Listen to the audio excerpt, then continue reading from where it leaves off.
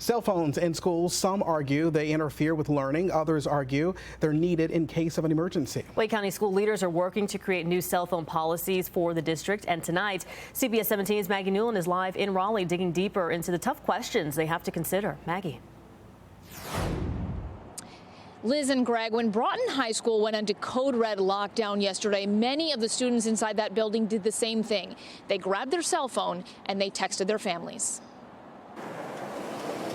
Kira Kroboth first learned of Broughton High School's code red lockdown Tuesday afternoon through this text from her son. All caps, code red lockdown. He also sent her this picture, hiding under a desk. A scary sight for a mom, but at least she knew her son was safe. She says texting with him is the only thing that kept her calm during the lockdown, and she thinks it's important that students have access to phones in an emergency. I literally answer every text message during the day in case it's him texting me from a code red. But she doesn't think kids should have phones in class when they're supposed to be learning, and students admit that's pretty common. Instead of paying attention to the teacher, they're just watching videos during class. The students, they're more concerned about who's texting, what's on social media, what's on TikTok, instead of what's in front of them learning on the board. Wake County school leaders have to balance those issues as they create a new cell phone policy for the district. Some people have said that they want to see phones removed from schools entirely.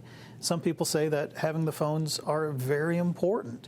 So there's a lot of possible areas in between there. School Board Chair Chris Haggerty says district leaders want to hear from parents, teachers, and students. They're also looking at other policies across the state and country to see what's working. When we look at the districts that have implemented policies like this, we get a lot of great feedback from teachers about how it's improved classroom participation, attention, how kids look at each other in the eyes now. How do you find that balance if there is an emergency? It really is a tough question, and that's why we don't want to just make a snap decision. And to make that question even tougher, there are differing opinions on whether cell phones are actually helpful in an emergency. They obviously can allow kids to reassure their parents that they're okay, but some experts say in certain situations they can distract the kids who should be listening to the teacher for important instructions or even let someone know their location. So Wake County has a lot to grapple with as they consider a new policy. We're live in Raleigh. Maggie Newland, CBS 17 News. Maggie, thanks so much. A lot to consider tonight.